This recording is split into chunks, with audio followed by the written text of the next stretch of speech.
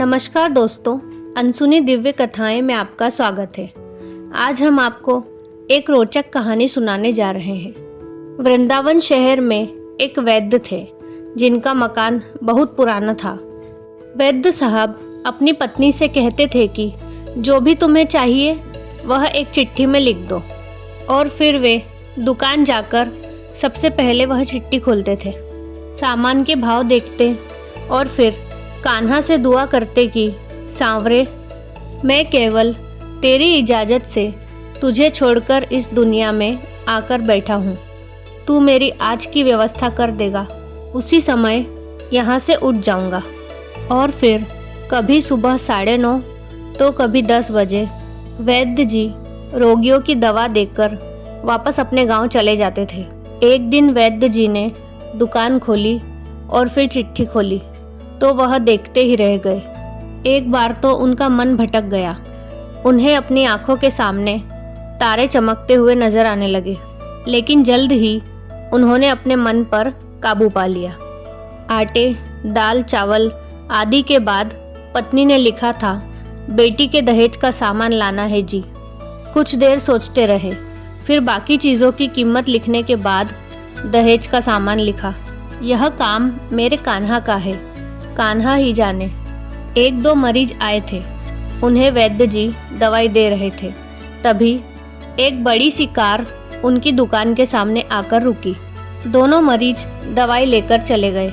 फिर वह साहब कार से बाहर निकले और राधे राधे करके बेंच पर बैठ गए। वैद्य जी ने कहा, अगर आपको आपके लिए दवा लेनी है तो आपकी नाड़ी देख लूं?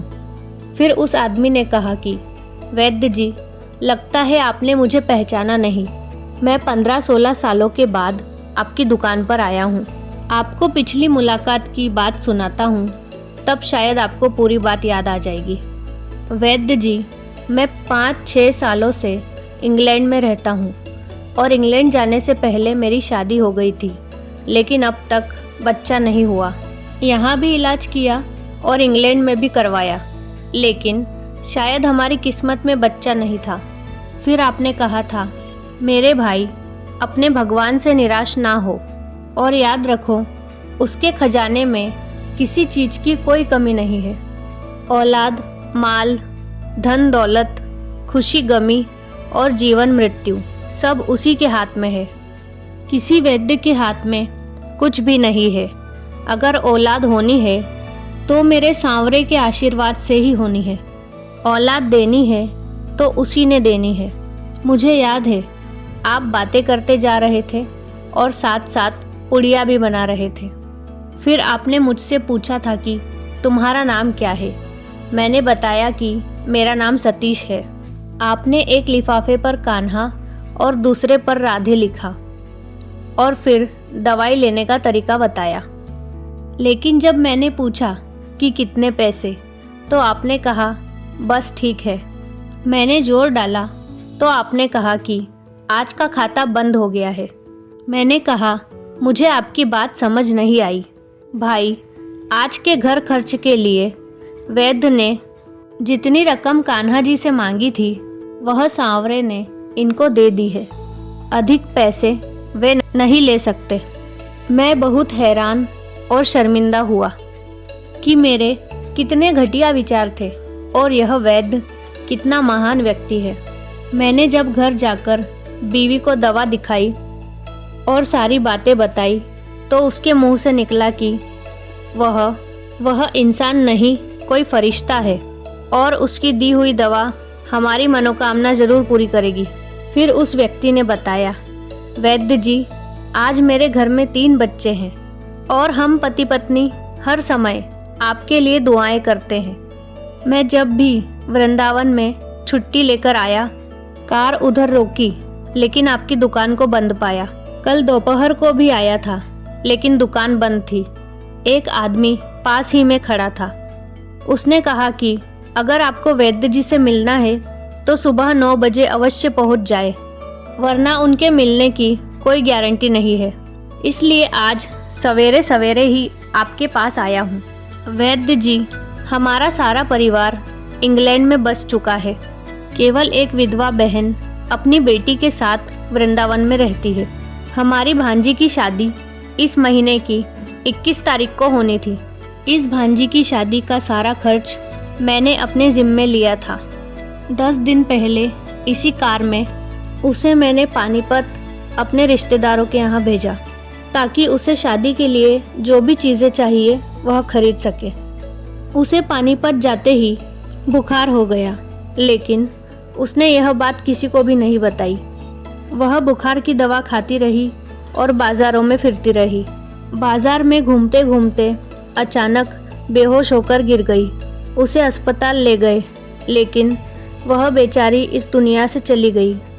उसके मरते ही ना जाने क्यों मुझे और मेरी पत्नी को आपकी बेटी का ख्याल आया। हमने और हमारे सभी परिवार ने फैसला किया कि हम अपनी भांजी के दहेज का सभी साज सामान आपके यहाँ पहुँचा देंगे। शादी जल्द है तो इंतज़ाम खुद करेंगे, और अगर अभी कुछ देर है तो सभी खर्चों के लिए पैसा आपको नकदी पहुँचा देंगे। आप कृपा करके मना मत करना और अपना घर दिखा दीजिए ताकि सारा सामान वहाँ पहुँचाया जा सके। वैद्य जी हैरान परेशान होकर बोले, सतीश जी, आप जो कुछ भी कह रहे हैं मुझे समझ नहीं आ रहा। मेरा इतना मन नहीं है। मैंने तो आज सुबह जब अपनी पत्नी के हाथ की लिखी हुई चिट्ठी यहाँ आकर खोलकर देखी तो मिर्च मसाला के बाद जब मैंने यह शब्द पढ़े, बेटी के दहेज का सामान, तो तुम्हें पता है मैंने क्या लिखा? आप खुद ही इस चिट्ठी को खोलकर देखिए। सतीश जी यह चिट्ठी देखकर हैरान हो गए कि बेटी के दहेज के सामने लिखा हुआ था, यह काम कान्हा का है, कान्हा ही जाने। सतीश जी यकीन करो, आज तक कभी ऐसा नहीं हुआ कि पत्नी ने चिट्ठी पर कोई बात लिखी हो और मेरे सावरे ने उसी दिन उस चीज़ की व्यवस्था ना की हो। आपकी भांजी की मौत का मुझे सदमा है और अफसोस है, लेकिन मैं सावरे की कुदरत से हैरान हूँ कि वह कैसे अपने काम दिखाता है। तो दोस्तों, यह थी हमारे प्यारे सांवरे जी की एक रोचक कहानी। आपको यह कहानी कैसी लगी हमें कमेंट करके ज़रूर बताएं, और इस प्रकार की अन्य अनसुनी दिव्य कथाएं सुनने के लिए हमारे चैनल को सब्सक्राइब करें और इस वीडियो को लाइक और शेयर करना ना भूलें। राधे राधे।